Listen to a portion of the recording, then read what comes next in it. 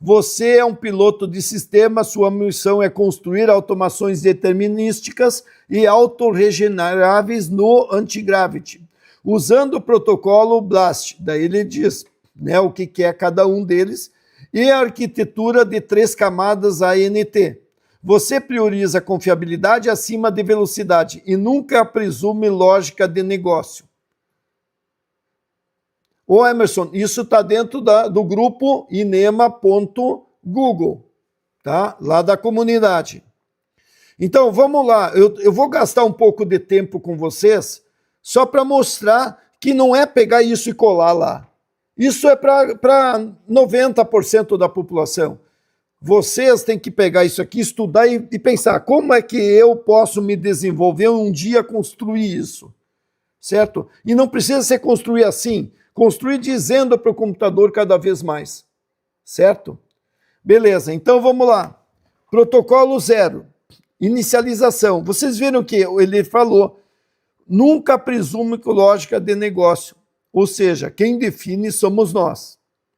Então, protocolo 0, inicialização, obrigatório. Antes de qualquer código seja escrito ou ferramenta seja construída, inicializar o Gemini.md. Quando nós usamos no cloud, tu manda ele inicializar o quê? O cloud.md, certo? E depois o readme.md. É o padrão. Cria esse arquivo como mapa de projeto. Ele é sua fonte de verdade para todo estado de projeto, esquema, dados e regra comportamental. Pessoal, ou seja, você criou, né, uma base de informações e você pode dar qualquer nome, mas no caso está se criando o Gemini.md. Interromper execução. É estritamente proibido escrever script em tools até que as perguntas de descoberta sejam respondidas, o esquema de dados seja definido e o usuário tenha aprovado o blueprint. Ou seja, tu não deixa ele ir resolver as coisas por conta. Pessoal, eu faço isso direto nos projetos, nos cursos do Inema Club. Eu digo, você tem que planejar antes, você tem que fazer antes, nada de você executar. Lembra da galera que vai lá querer já escrever o código e não planeja? Nós temos que controlar a IA para ela não fazer a mesma linha, certo? Fase 2, aliás, fase 1, o blueprint, a visão e lógica. Então ele faz a descoberta, faça o usuário as seguintes 5 perguntas, né? Qual o resultado único desejado? Veja, único desejado, para quê? Para ele não ter várias opções, ele tem que focar numa direção só. Na vida, quanta gente não sabe para onde ir, lembra? Depois, né, quais os serviços externos que são necessários? As chaves já estão prontas? Né? Onde vivem os dados primários? Entrega do payload. Como está o resultado final? Deve ser entregue? Né? Regras de comportamentais, como o sistema deve agir, tom, restrição, lógica, etc. Então, essa descoberta, se o usuário não sabe, provavelmente vai sair uma droga o sistema, porque existe no mundo milhares de alternativas para isso. Como a IA vai saber qual delas, para onde direção? Então, quem não sabe sobre isso não vai conseguir ter um resultado bom. Por isso que as respostas devem ser feitas por quem tem a dor, por quem tem o desejo. Depois, 2, né, regras. Dados primeiros, data first.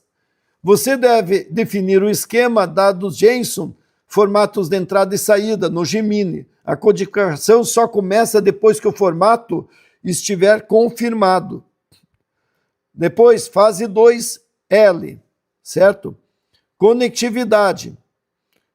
Verificação, teste todas as conexões de API credenciais do ponto .env. Para quem não sabe, tem um arquivo chamado ponto .env que ali tem as senhas todas, as APIs. Esse arquivo não é compartilhado quando você manda publicar num Vercel, quando você manda publicar num GitHub, você teria que levar manualmente isso por segurança. mas ele cria um ponto env sample, de exemplo, onde que não tem as chaves, tem só os comandos como exemplo. Tá? Outra, construa handshake, construa script mínimos, né, em tools, para verificar se os serviços externos estão respondendo. Então, na fase do link, você já valida se está funcionando ou não. Ou seja, se está tudo valendo, tem uma coisa boa, que ele pode, durante a execução, validar, e quando ele encontra dificuldade, erros, ele pode validar usando as APIs, certo? E aí, de novo, isso é um problema, porque se tu bota a API ali e tu não tem grana, né, ele vai ter um problema, porque ele vai gastar dinheiro nisso aí. Então, por isso, tem que pensar muito bem, né, quais as chaves que tu vai colocar aí, né? É bom sempre colocar em ferramentas que sejam gratuitas no início, tá? Beleza?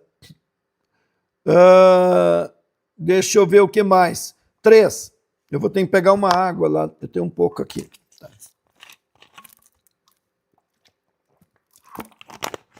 Fase 2, né? Aliás, fase 3, arquitetura. Ela é feita em 3 camadas. Então, com isso você tem definindo todos os dados ali que tem. Então, você tem que lembrar que as LLMs, elas não são probabilísticas, né? Então, você tem que buscar validar os negócios para ser determinístico, né?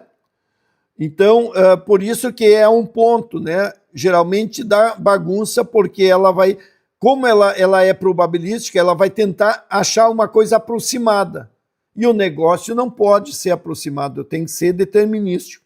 Então, aqui ele vai trabalhar nas camadas 1, né, 2 e 3, certo? Isso todo você tem, então, arquitetura, tomada de decisão e as ferramentas que tu vai usar. E depois disso, vamos para a camada 4, né? Que você vai fazer o refinamento e a interface.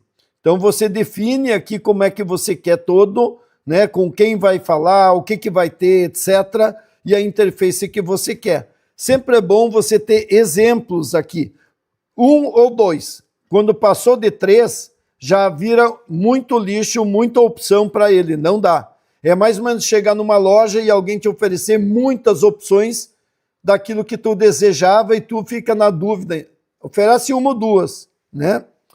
Os gatilhos, né? Como é que vai ser implementado, como é que vai ser levado para a nuvem, aonde vai rodar e tudo mais, né? As automações, tudo como é que vai ser feita a implementação.